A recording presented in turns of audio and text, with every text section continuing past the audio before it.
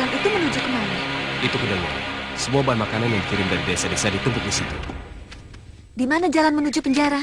Itu di sana, yang dilewati 3 prajurit. Jaga. Gendowor, Sedang apa kau di sini? ikut kamu melapor ke keraton. Bagus. Apa yang akan kau laporkan? Golongan hitam sedang pecah. Ada seorang perempuan sakti yang ingin menjadi ketua. Bagus.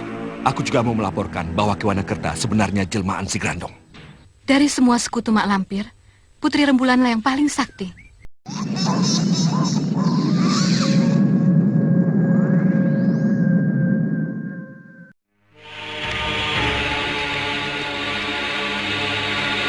Kiai, tunggu! Topeng hitam. Lapor, Kiai. Mak Lampir dengan komplotannya sedang menuju kemari, Kiai. Iya, kami sudah tahu. Dan sekarang kami sedang menunggu mereka. Di antara komplotan Mak Lampir, ada seorang gadis cantik yang sakti luar biasa. Namanya Putri Rembulan. Dari mana kamu tahu? Padahal Putri Rembulan sudah kami kalahkan beberapa tahun yang lalu. Apakah kamu menyaksikannya sendiri? Saya menyaksikan sendiri. Benar, Kiai? Ya, baiklah.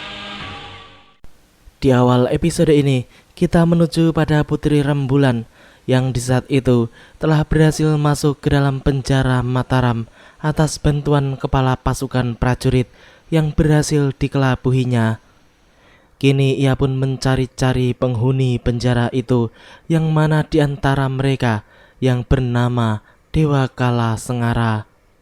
Banyak sekali orang-orang yang ada di dalam penjara-penjara tersebut. Namun sepertinya tidak ada dari mereka adalah orang yang sedang dicarinya. Setelah merasa tidak ada Kala Sengara di penjara-penjara yang ada di situ, wanita itu pun kemudian mencoba untuk mengorek keterangan dari punggawa yang bersamanya itu tentang adanya penjara yang lain. Orang itu pun kemudian memberitahukan kalau ada penjara lain selain penjara tersebut yang dijaga sangat ketat dan tidak semua orang diizinkan untuk memasukinya. Putri Rembulan itu pun menyuruh orang tersebut untuk menunjukkan tempat penjaranya, dan setelah berada di sana, ia akan mencari akal untuk bisa masuk ke dalam penjara tersebut. Mereka berdua pun kemudian mengendap-endap menuju pada penjara yang ternyata memang benar bukan penjara sembarangan.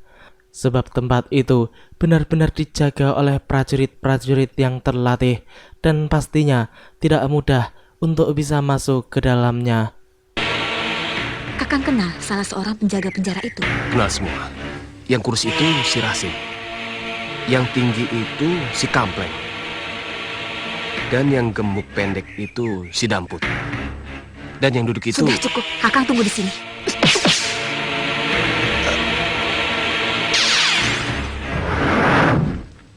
Putri Rembulan. Gadis itu sudah memasuki keraton. Bersama Mak Lampir dan komplotannya? Mak Lampir bersama komplotannya tidak ke sini.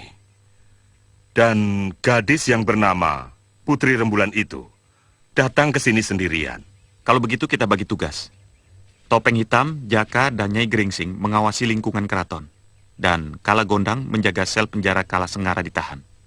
Sendiko Kanjeng. Hei, mau kemana? Bisa kami bantu?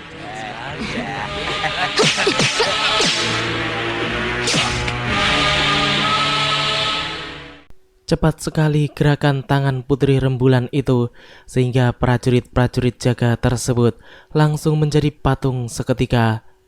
Kini wanita itu pun masuk ke dalam ruangan penjara, dan di sana ia bertarung melawan prajurit-prajurit jaga yang sebenarnya berilmu cukup tinggi.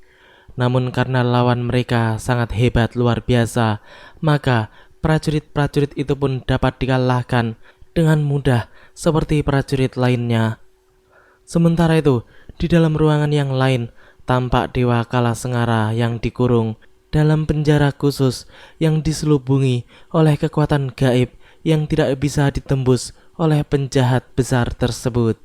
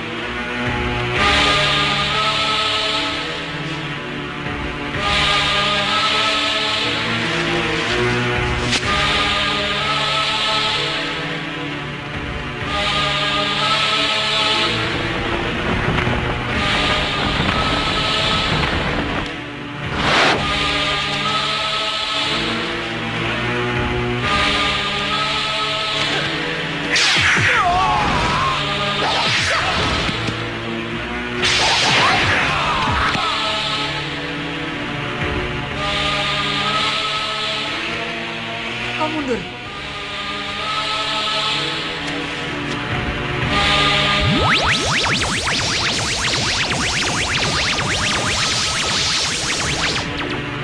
Sekarang cepat keluar.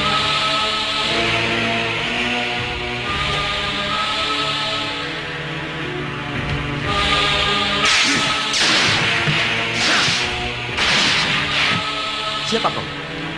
Jangan bertanya. Cepat keluar sebelum datang bala bantuan lebih banyak. Dewa Kalasengara kini lolos atas bantuan Putri Rembulan yang luar biasa hebat itu. Kini di luar penjara tampak para punggawa yang sedang melintas dan mereka melihat prajurit-prajurit yang sedang berkumpul namun tidak berbicara sama sekali. Salah satu dari mereka pun kemudian menghampiri prajurit-prajurit tersebut dan menepuk pundak salah satu dari mereka, sehingga membuat prajurit yang kaku itu menjadi jatuh. Hal itu tentu saja mengejutkan punggawa tersebut, sehingga ia merasa ada yang tidak beres di tempat itu. Ia pun kemudian menyuruh kawan-kawannya yang lain untuk segera memukul kentongan tanda bahaya. Mendengar suara kentongan itu, prajurit-prajurit Mataram pun segera berdatangan dan beberapa dari mereka langsung melaporkan kejadian itu kepada para petinggi dan para kiai. Dewa Kalasengara yang masih berada di penjara bawah tanah bersama dengan Putri Rembulan pun kemudian segera menghadapi para prajurit yang berdatangan mengepungnya. Kemampuan orang itu juga tidak main-main, ilmunya sangat tinggi, sehingga wajar saja kalau dahulu hanya Sultan Agung sendirilah yang mampu menangkap dan memenjarakannya dengan kekuatan gaib.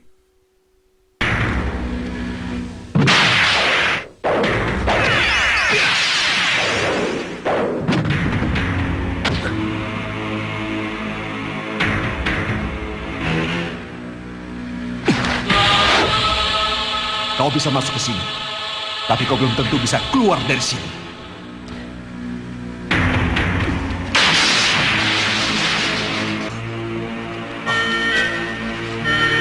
Hah? Ajian Astabirawa? Ya. Kita kejar sebelum jauh. Kalagondang cukup terkejut melihat penyusup itu memiliki ajian Astabirawa yang bisa menembus tanah. Kini para prajurit Mataram pun mengejar buronan tersebut, namun mereka terkena tipuan Putri Rembulan yang bersembunyi di balik tiang-tiang penyangga bangunan itu. Kini keduanya pun hendak melewati jalan yang lain, namun mereka sangat terkejut karena mendadak di hadapannya telah berdiri Jaka dan Putri Roro Gringsing yang siap untuk meringkus mereka berdua. Putri Rembulan. Dialah yang disebut Putri Rembulan. Kau kenal namaku. Berarti kau harus mati.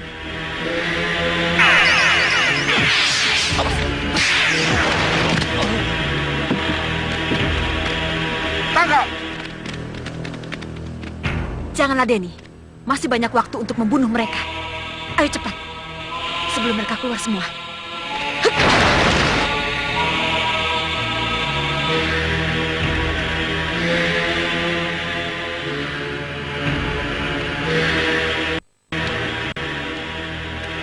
Biasanya kalau sudah masuk kandang macan, masih untung kepalanya tidak dimakan. Soat gitu loh. Bagaimana? Tidak usah diladeni.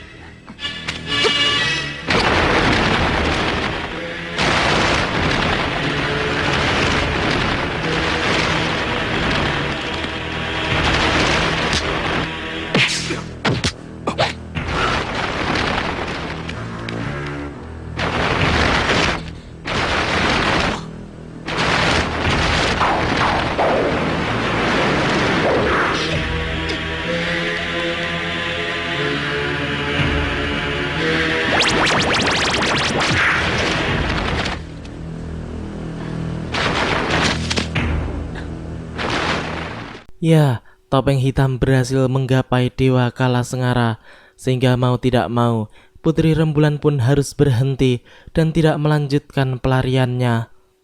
Kalagondang pun kini telah melancarkan serangan-serangannya kepada wanita tersebut hingga membuatnya tergembur mundur. Namun semua itu tidak terlalu berarti dan berpengaruh terhadap Putri Rembulan.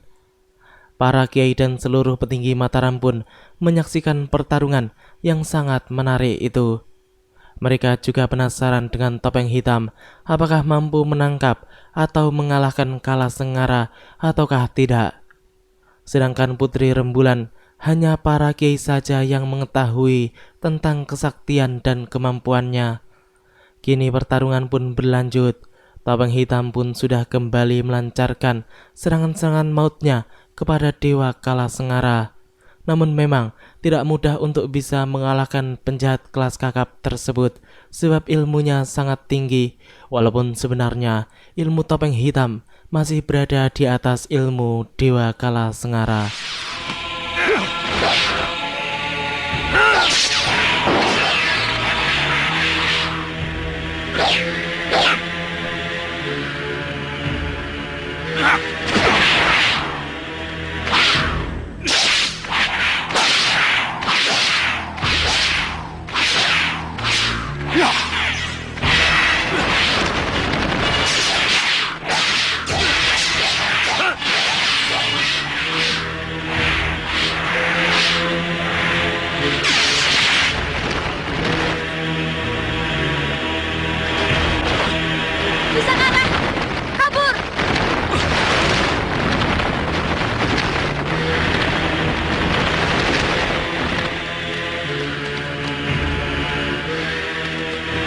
Sepertinya lari ke hutan, Kiai.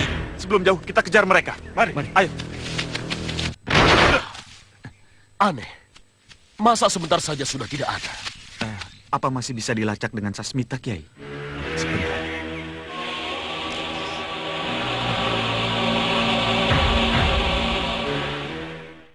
Kiai Jabat pun melacak keberadaan dua buronan mereka itu dengan Sasmita, namun sulit untuk bisa menembusnya.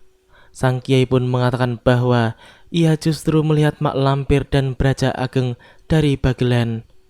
Demung Pusponegoro pun mengajak mereka untuk mengejar, namun Kiai Jabat mencegahnya karena menurutnya akan percuma saja dan buang-buang tenaga.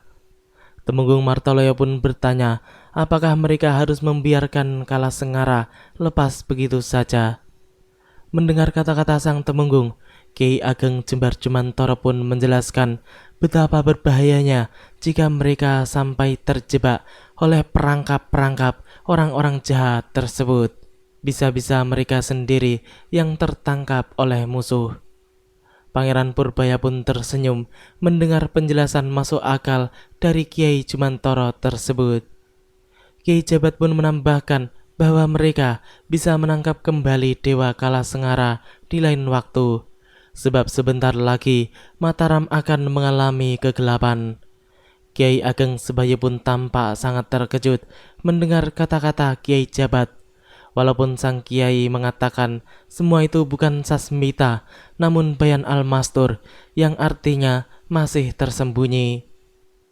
Mertua Pangeran Purbaya tersebut mengatakan bahwa ia tidak menyangka kalau hal demikian akan terjadi secepat itu. Kita minta bantuan orang-orang sakti untuk menangkap kembali Kalasenggara yang saat ini dikelilingi orang-orang Digjaya.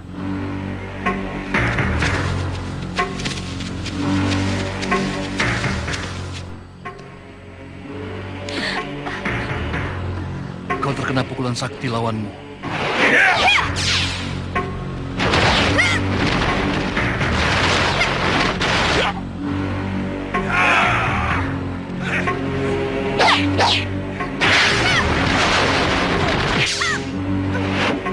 Butuh waktu yang lama untuk menyembuhkan tulang pipihmu yang pecah. Jangan menangis, Nduk. Ayah bersumpah akan membalas sakit hatimu. Biar mereka tahu Bagaspati tidak bisa dipandang rendah.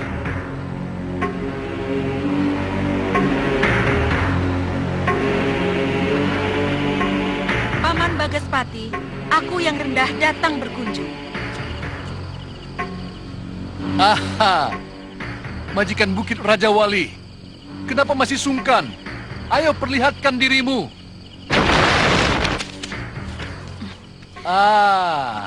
Paman Bagaspati, terimalah hormatku. Anak manis, ada angin apa yang membawamu kemari? Ki Bagaspati tampak sangat senang karena Nyi Mawar Putih dari Bukit Raja Wali mau mengunjungi tempatnya yang terpencil itu. Mereka pun kemudian berbasa-basi sebentar sebelum penguasa Bukit Argabelah itu mempersilahkan tamu istimewanya itu untuk masuk ke dalam rumahnya. Nyi Mawar adalah putri pendekar Raja Wali berbulu emas yang dahulu adalah salah satu sahabat Ki Bagaspati, sehingga ia begitu mengenal putrinya tersebut. Wanita itu pun kemudian mempertanyakan tentang keadaan Banowati yang didengarnya sedang sakit. Setelah berada di dalam, Nyi Mawar pun langsung memberikan buah penyambung nyawa kepada Ki Bagaspati yang berkhasiat untuk menyambung tulang yang patah dan juga mengobati luka dalam yang parah, sehingga benda itu akan sangat berguna bagi Banowati yang sedang terluka. Jauh-jauh membawa ini, aku berutang budi padamu. Apakah di antara kita masih ada budi dan jasa? Menurut ayahku... Kita harus seperti batang tubuh yang tidak boleh terpisah-pisah. Kau mewarisi sifat ayahmu. Benar-benar membuat aku malu. Banowati, ayo ucapkan terima kasih pada Kang Mbokmu. Terima kasih, Kakang Mbok. Paman, aku melihat muridmu sangat bernafsu ingin menangkap muridku Dewi Sekar Arum. Rupanya Wiratsangka ingin menanam jasa pada junjungannya Adipati Kudus. Dan aku tidak mau kalau sampai harus turun tangan sendiri, Paman. Oleh karena itu, aku berharap Paman Bagaspati bisa mencegahnya. Tidak. Hubungan kita sudah terjalin selama puluhan tahun. Tidak boleh putus. Aku akan mencegah hal itu. Kini kita menuju pada Ki Braja Ageng yang di saat itu sedang menunggu Mak Lampir dan kawan-kawannya yang lain. Namun ia tidak mengetahui kalau orang-orang yang ditunggunya telah berada di dalam, sehingga tawa Mak Lampir membuatnya benar-benar terkejut. Setelah masuk kembali, ia pun melihat seluruh sekutunya itu telah duduk melingkar. Di sana juga sudah ada Putri Rembulan dan Dewa Kala Sengara. Braja Ageng pun kemudian bertanya dari mana orang-orang itu masuk. Mak Lampir pun hanya tertawa ngakak mendengar pertanyaan tersebut. Ia pun kemudian justru mengejek Braja Ageng yang tidak mengetahui sama sekali cara mereka masuk. Aji Basa Pamungkas pun kemudian membuka pembicaraan serius. Ia mempertanyakan apa yang akan mereka bahas di tempat tersebut. Penyerangan ke Keraton Mataram. Diam! Aku yang menjadi ketua di sini. Aku yang akan mengatur semuanya. Kau yang harus diam. Sudah dari dulu aku ketua golongan hitam. Karena itu aku disebut Ratu Kegelapan. Ketua rongsokan. Sudah usang. Ayo keluar. Lagi-lagi Mak Lampir dan Putri Rembulan kembali berseteru berebut menjadi ketua golongan hitam. Padahal mereka belum menjadi apa-apa. Bagaimana kalau mereka menjadi pimpinan sebuah kerajaan? Yang pasti kerajaan itu akan hancur dengan sendirinya. Kini keduanya pun saling berhadap-hadapan dengan disaksikan oleh semua kawan-kawan mereka.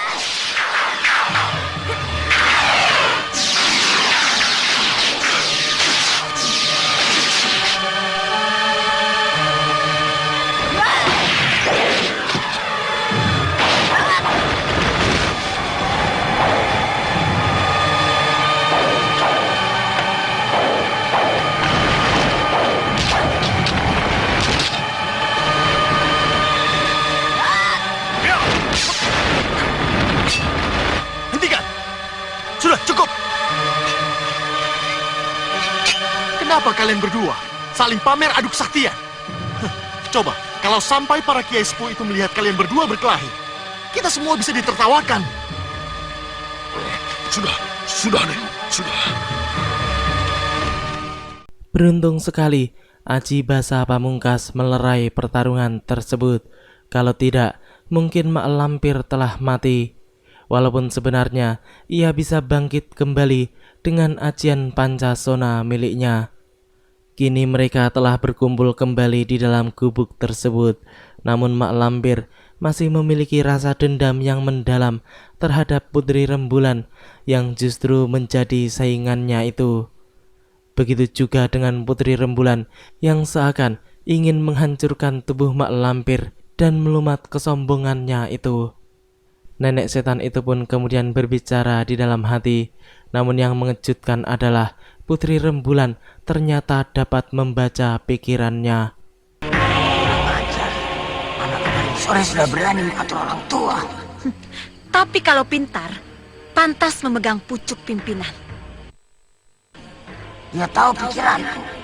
Kalau aku tidak tahu, mana mungkin aku bisa mengatakan kau Mak Lampir?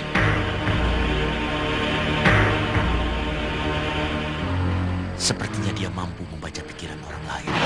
Dia punya kelebihan dari kita. Ikuti saja apa kemauannya.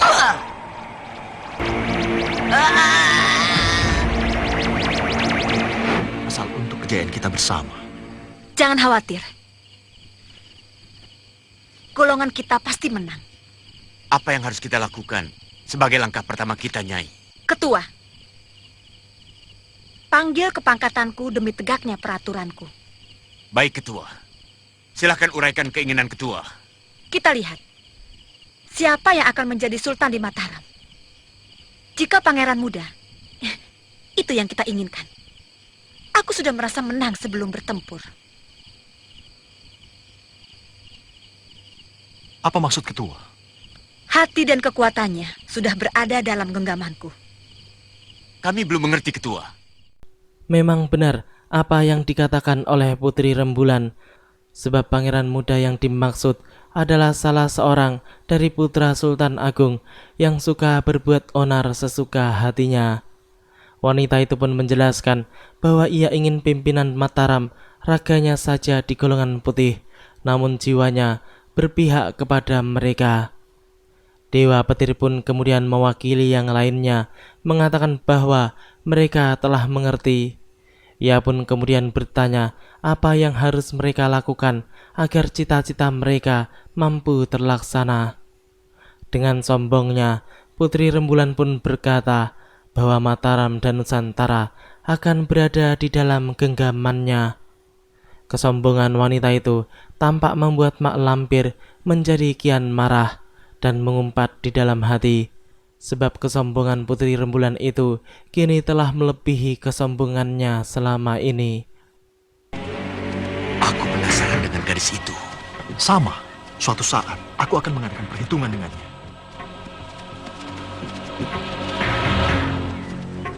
Aku harus membunuhnya, Gerandong. Kapan aku siap membantu? Kita cari waktu yang tepat.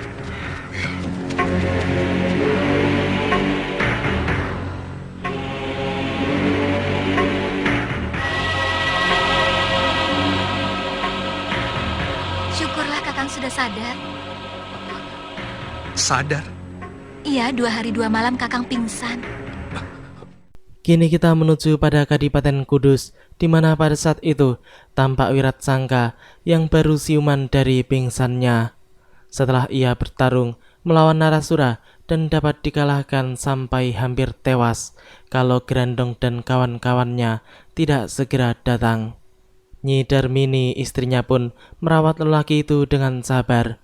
Tak lama kemudian Ki Wanakerta pun datang dan langsung mempertanyakan tentang keadaan Wiratsangka.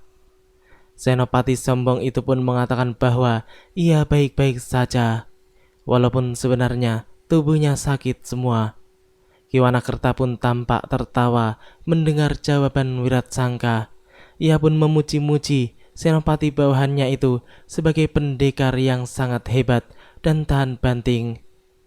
Senopati palsu tersebut pun kemudian mengatakan bahwa ada seorang wanita mengamuk dan membunuh para prajurit beberapa waktu lalu, sehingga ia terpaksa menangkapnya. Wanita itu mengamuk ingin bertemu denganmu. Dia membunuh para prajurit. Aku terpaksa menangkapnya.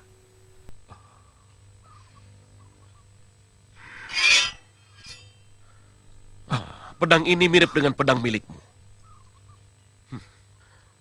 Mungkin kau punya hubungan dengan pemiliknya. Kalau Kanjeng Adipati tahu kau punya hubungan dengan wanita itu, mungkin kau bisa dicurigai sebagai kaki tangan musuh yang menyusup kemari.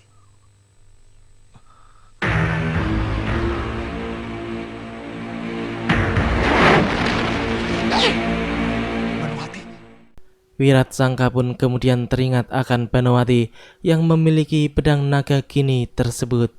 Pedang itu adalah pasangan pedang naga wiru yang dimilikinya saat ini. Dahulu, ia sering berlatih menggunakan pedang naga wiru, sedangkan Banowati menggunakan pedang naga kini. Ketika bertarung melawan Nyi Mawar, majikan Bukit Raja Wali pun, Banowati juga menggunakan pedang tersebut, walaupun dapat dikalahkan dengan mudah oleh penguasa Bukit Raja Wali tersebut. Di mana dia sekarang? Sudah kujebloskan ke dalam penjara. Tapi dia lepas. Diculik orang. Diculik? Ya. Siapa penculiknya? Entahlah.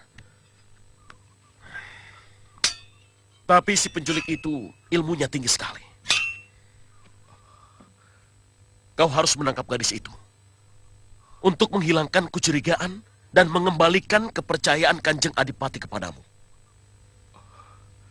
Aku akan kehilangan kehormatan sebagai Senopati yang disegani. Hidupku akan terlunta-lunta sebagai buronan. Tidak, hal itu tidak boleh terjadi. Ya, laki-laki yang ditakutkan oleh Wiratsangka adalah jika ia kehilangan kedudukan, yang artinya adalah memang Senopati abal-abal itu gila akan pangkat, derajat, dan kedudukan. Nyi Darmini yang datang pun kemudian memberikan suguhan minum untuk Ki Wanakerta. Lalu wanita itu pun melihat pedang yang tergeletak di samping pembaringan suaminya, sehingga ia bertanya siapa pemilik pedang tersebut.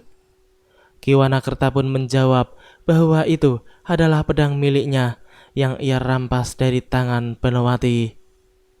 Wiratsangka pun menjelaskan Banowati adalah wanita yang mengamuk beberapa waktu yang lalu di depan rumah mereka.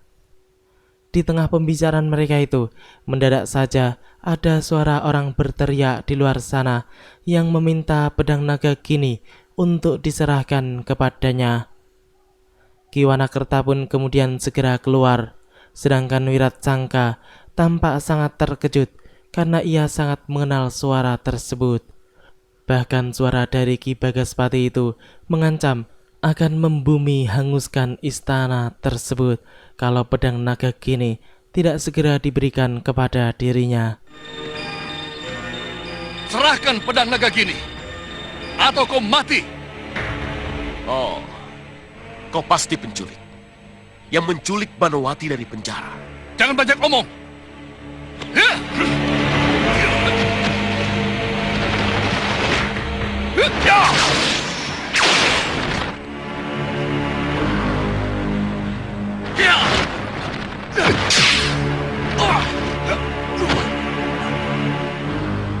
Kalasenggara, rupanya dia sudah dibebaskan.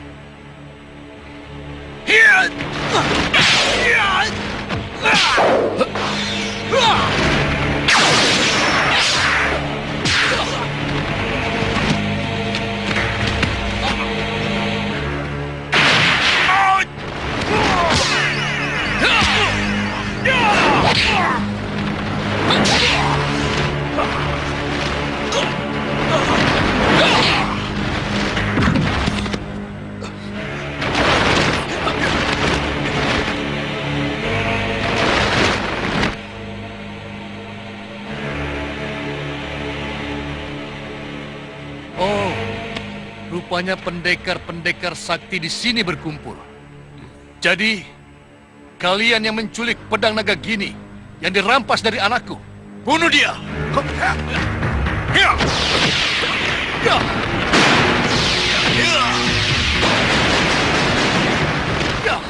Biarkan!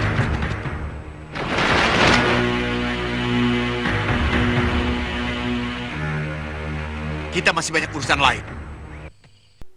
Demikianlah alur cerita di episode kali ini. Nantikan kelanjutan kisahnya di episode yang akan datang. Terima kasih bagi teman-teman semua yang sudah menonton. Jangan lupa like, comment, subscribe, dan share. Dan juga nyalain notifnya. Wassalamualaikum warahmatullahi wabarakatuh.